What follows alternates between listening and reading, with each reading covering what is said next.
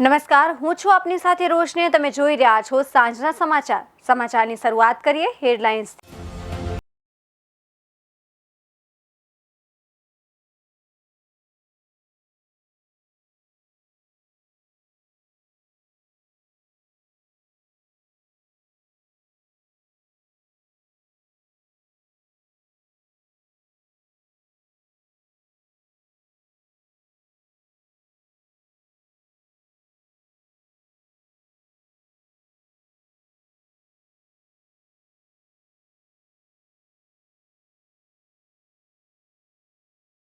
Operation Gujarat.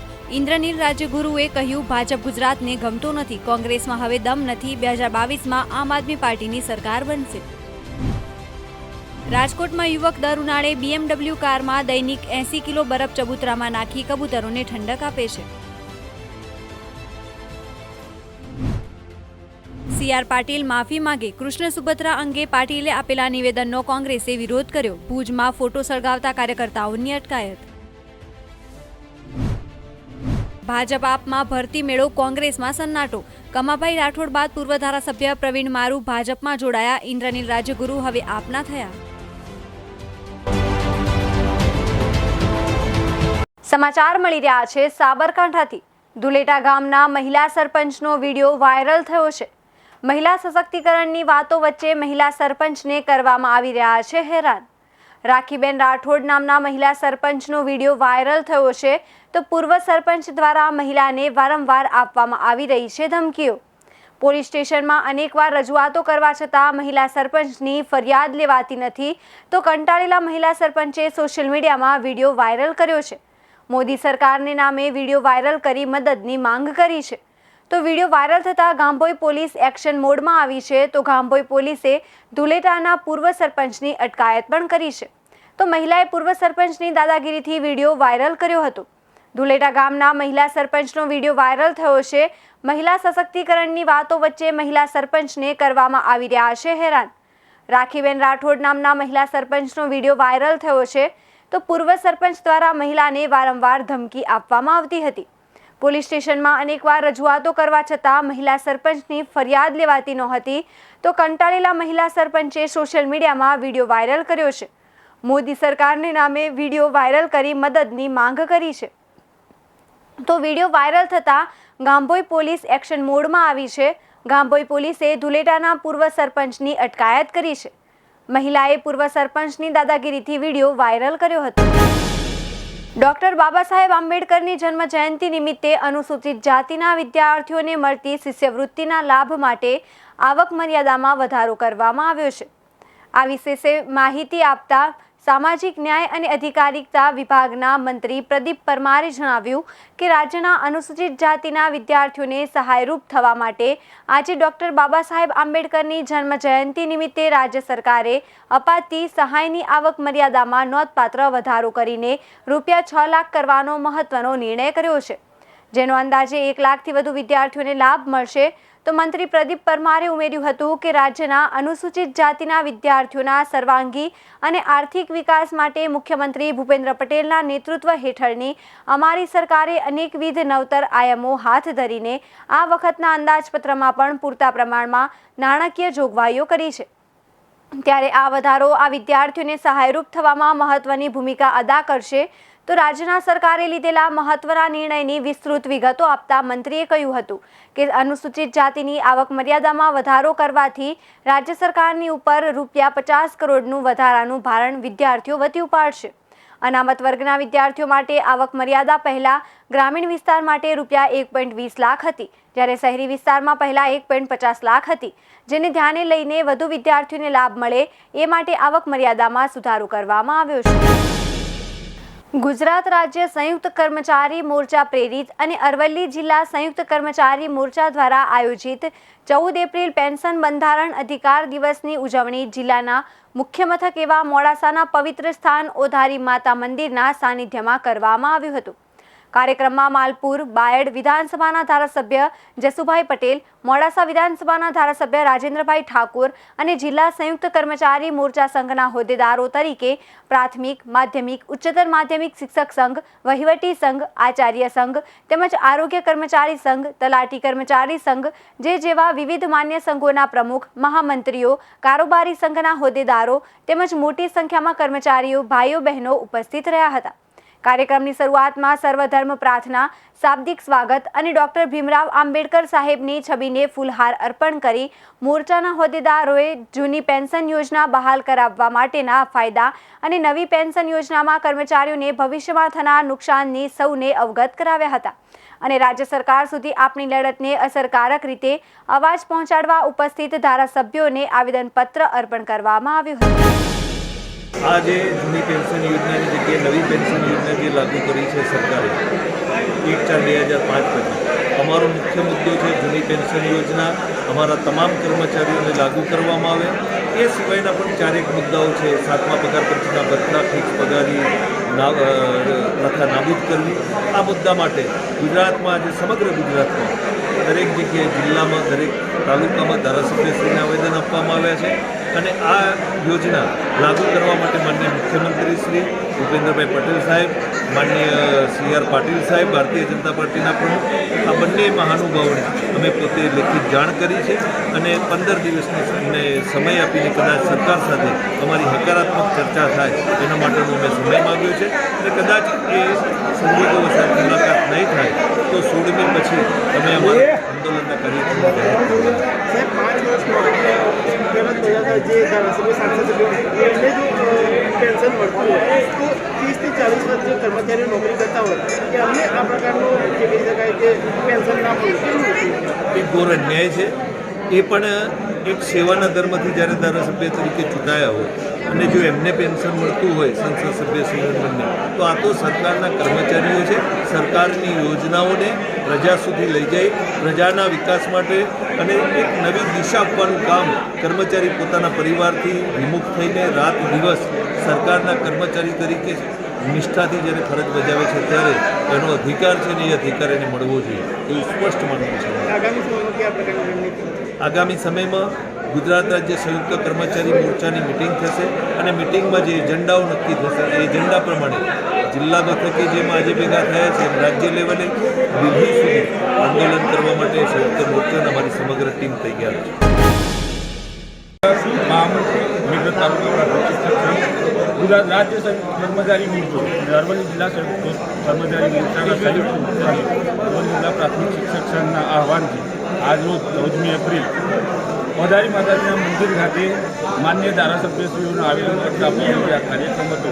અમારી મુખ્ય માગણી ગુજરાત રાજ્યના લાખો કર્મચારીઓ 1/4/2005 પછી જે કર્મચારીઓને જૂની પેન્શન યોજના લાગુ પડતી નથી અને નવી પેન્શન યોજનામાં સમાવિષ્ટ કરી લાખો કર્મચારીઓને જે અન્યાય કર્યો છે અન્યાય દૂર કરવા માટે ગુજરાત રાજ્યના લાખો કર્મચારીઓ આજરોજ સમગ્ર ગુજરાત રાજ્યના 182 ધારાસભ્યશ્રીઓને પોતાના આવેદનપત્ર મારફતે પોતાની લાગણીઓ વ્યક્ત કરવા જઈ રહ્યા છે ત્યારે અરવલ્લી જિલ્લાના 35 ઉપરાંત પ્રાથમિક શિક્ષકો અને કર્મચારીઓ એક નવી પેન્શન યોજના NPSમાં આવે છે જે લોકોને અન્યાય થયેલો છે નિવૃત્તિના ગાળા પછી જે લોકોને પેન્શન મળવાનું નથી એમનું શેષ જીવન કઈ રીતે ગુજારશે એ યક્ષ પ્રશ્ન ઊભો થયો છે। ત્યારે અમારી સરકારશ્રીને વિનંતી છે અમારી લાગણીઓ અને અમારી માગણીઓને માન આપી જૂની પેન્શન યોજનાને સરકારે લાગુ કરે અન્યથા ગુજરાત રાજ્ય સંયુક્ત કર્મચારી મોરચો જે કોઈ કાર્યક્રમ આપશે એ કાર્યક્રમને અમે સાહસ સ્વીકારી અને રાજ્ય સરકારના સામે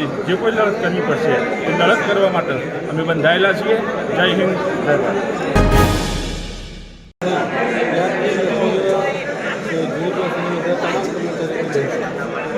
અમારા સંયુક્ત મોરચાના તમામ કર્મચારીઓને આજે એવું માનવું છે તો તમામ કર્મચારીઓ માટે સમાન કામ સમાન વિતરણની વાત ચાલે છે એ પ્રમાણે તમામ કર્મચારી કામ કરે છે તો એને જૂની પેન્શન ઉત્તર પ્રદેશના હમીરપુરમાં 12 એપ્રિલે સેન્ટ્રલ ગુડ્સ સર્વિસ ટેક્સની ટીમે એક ગુટકાના વેપારીના ઘરે રેડ કરી હતી। આ દરમિયાન વેપારી પાસેથી 6,31,11,800 રૂપિયા જપ્ત કરવામાં આવ્યા છે। ખાસ વાત એ છે કે આ પૈસાને ગુટખા કારોબારીએ બેડ બોક્સની અંદર રાખ્યા હતા. આ પૈસાની ગણતરી કરવા માટે સ્ટેટ બેંકના કર્મચારી 3 મશીન અને મોટી ટ્રક લઈને આવ્યા હતા.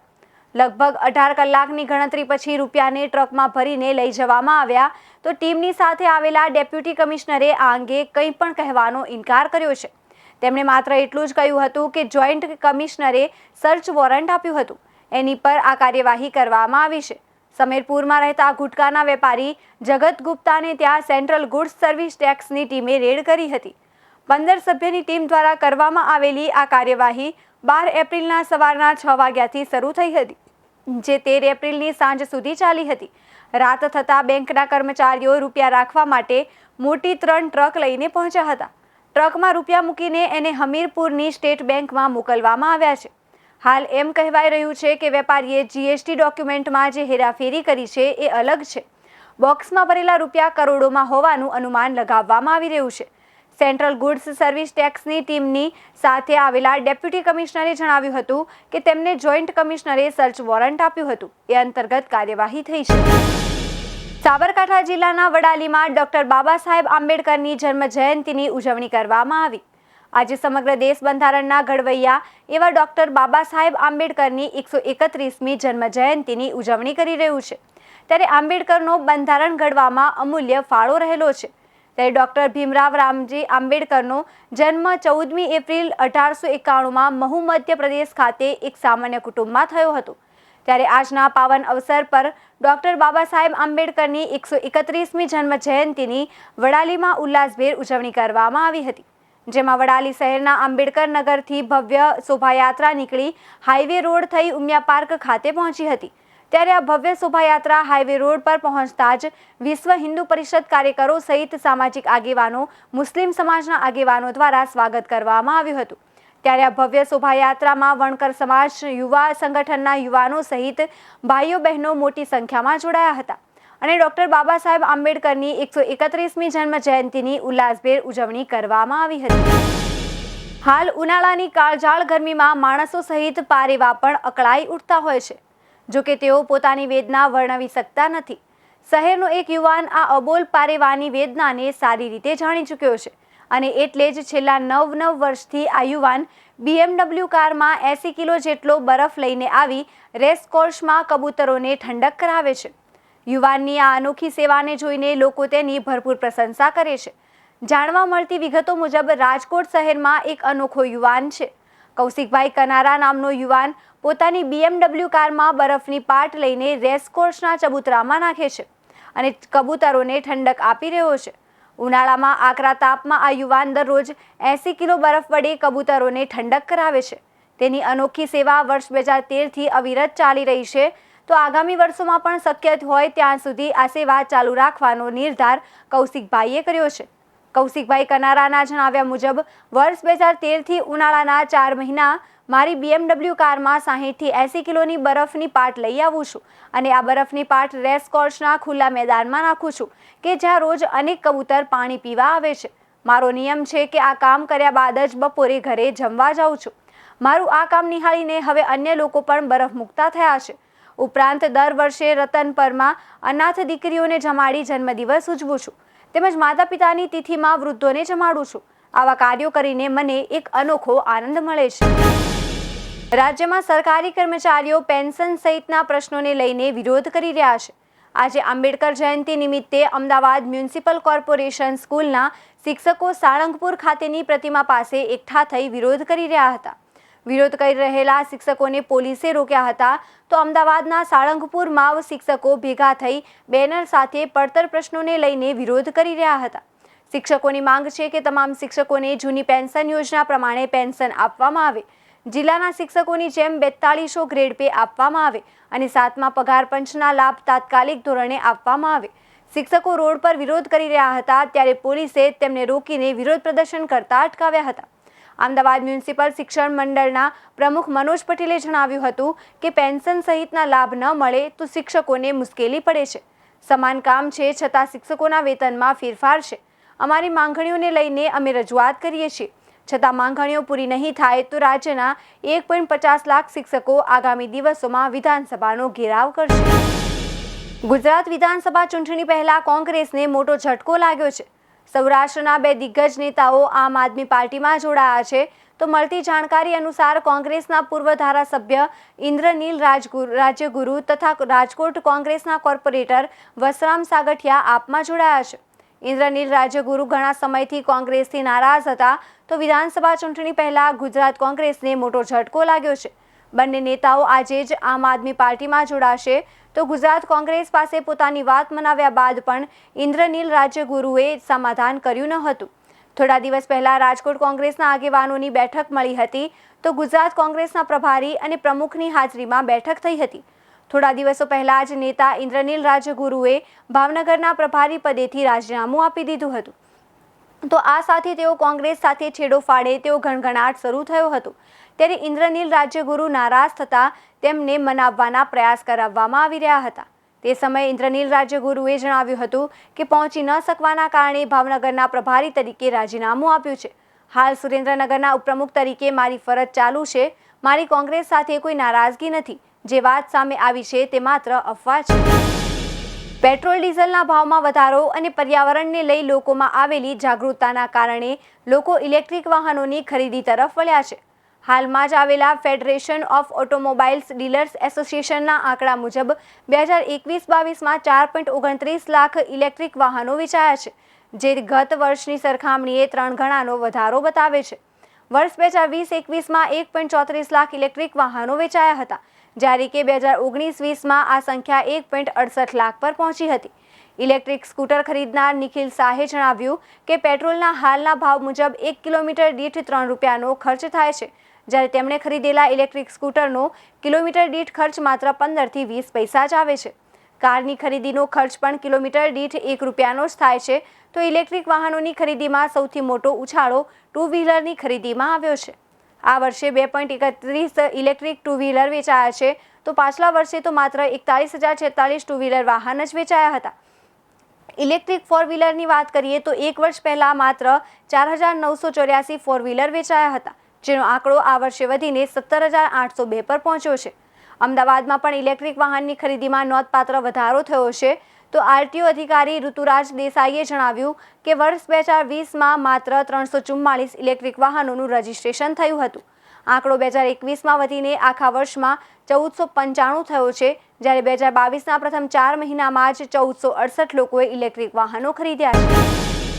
દેશભરમાં સંવેદનશીલ સરકારના નારા લગાવતી સરકારને રાજકોટ જિલ્લાના લોધિકા તાલુકાના તરવડા ગામની પ્રાથમિક સ્કૂલના બાળકોની વ્યથા સંભળાતી ન હોય એવો ઘાટ જોવા મળી રહ્યો છે, જેમાં ખંડેર જેવી હાલતમાં સ્કૂલની અંદર ભણતા બાળકોના વાલીઓમાં ભારે રોષ અને ભય જોવા મળ્યો હતો. સ્કૂલની અંદર કુલ 7 ઓરડા છે, પણ ભણવા માટે લાયક માત્ર 2 જ ઓરડા જોવા મળ્યા હતા. એમાંય ચાલુ ક્લાસે છતમાંથી પોપડા પડતા હોવાનું ગામ લોકોએ જણાવ્યું હતું. આ દ્રશ્યો જોઈ એવો સવાલ ઉઠ્યો છે કે સરકાર શું મોટી દુર્ઘટનાની રાહ જોઈને બેઠી છે? માથે મોત લટકતું હોય તેવો અનુભવ સ્કૂલમાં ભણતા માસૂમો કરી રહ્યા છે.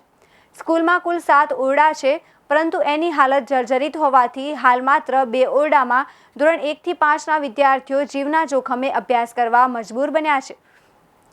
સ્કૂલની દયનીય સ્થિતિ જોતા ગામ લોકો અને વાલીઓ પણ ચિંતિત બન્યા છે. જર્જરિત બિલ્ડિંગને તોડી નવું બિલ્ડિંગ બનાવવામાં આવે તેવી વાલીઓ સરકાર પાસે માંગ કરી રહ્યા છે. આ સ્કૂલની સ્થાપના 15 ફેબ્રુઆરી 1954ના રોજ કરવામાં આવી હતી. 1954થી શરૂ થયેલી પ્રાથમિક સ્કૂલમાં ધોરણ 1 થી 7ના વર્ગો કાર્યરત હતા, પરંતુ કોરોના બાદ વિદ્યાર્થીઓની સંખ્યા ઘટતા ધોરણ 6 અને 7ના વર્ગો બંધ કરી અન્ય ગામમાં મર્જ કરવામાં આવ્યા છે. 2 વર્ષ બાદ સાળંગપુરના શ્રી કષ્ટભંજન દેવ મંદિરમાં હનુમાન જયંતીની ભવ્યતાથી ભવ્ય ઉજવણી થશે, જે માટે મંદિરના સંતો દ્વારા વિશેષ તૈયારીઓ કરી લેવામાં આવી છે. તો અંદાજે 10 લાખથી વધુ દર્શનાર્થીઓ હનુમાન જયંતીના દિવસે આવશે. તેથી દર્શનાર્થીઓને મુશ્કેલી ન થાય તે માટે મંદિર પરિસરમાં રહેવા તથા જમવાની ખાસ વ્યવસ્થા કરવામાં આવી છે. આ ઉપરાંત એક સાથે 10,000થી વધુ વાહન પાર્ક થઈ શકે તે માટે 6 વિશાળ પાર્કિંગ એરિયા બનાવવામાં આવ્યા છે. દાદાના જન્મોત્સવની રંગેચંગે ઉજવણી થાય એ માટે અહીં 2 દિવસ સુધી વિવિધ કાર્યક્રમો પણ યોજાશે. શાસ્ત્રી હરિપ્રકાશ દાસ સ્વામીએ ખાસ વાતચીત કરતા જણાવ્યું કે શુક્રવારે 15મી તારીખે બપોરે 3 થી 7 વાગ્યા સુધી નારાયણ કુંડથી મંદિરના પરિસર સુધી પંચમુખી હનુમાનજીની હાથી પર ભવ્ય શોભાયાત્રા નીકળશે. આ શોભાયાત્રામાં હજારો બહેનો મસ્તક પર દાદાના અભિષેકનું જળ ધારણ કરશે. 251 પુરુષ અને મહિલા સાફા ધારણ કરીને શોભાયાત્રામાં જોડાશે તો 108 બાળકો ધ્વજ લહેરાવી શોભાયાત્રાને મહેકાવશે. શોભાયાત્રામાં નાસિક ઢોલ, ડીજે અને બેન્ડ વાજા પણ લોકોને મંત્રમુગ્ધ કરશે. આ ઉપરાંત દેશી ઘોડાગાડી અને બળદગાડું પણ શોભાયાત્રામાં ખાસ આકર્ષણ જમાવશે. આ દરમિયાન સંતો દ્વારા 251 કિલો ફૂલ અને 25,000 કિલો ચોકલેટનો દર્શનાર્થીઓ પર વરસાદ કરાશે. આ અંગે હરિપ્રકાશ સ્વામીએ જણાવ્યું કે 15 તારીખે રાત્રે 8:30 વાગ્યાથી મોડી સુધી અહીં ભવ્ય લોક ડાયરો યોજાશે, જેમાં લોક સાહિત્યકાર બ્રિજરાજદાન ગઢવી, હાસ્ય કલાકાર હિતેશભાઈ અંટાળા અને જાદુગર અમિતભાઈ સોલંકી શ્રદ્ધાળુઓને જમાવટ કરાવશે. સાંજના સમાચારમાં બસ આટલું જ. વધુ સમાચાર જોવા માટે જોતા રહો અરવલ્લી સમાચાર, એટલે તમારો વિસ્તાર, તમારી વાત.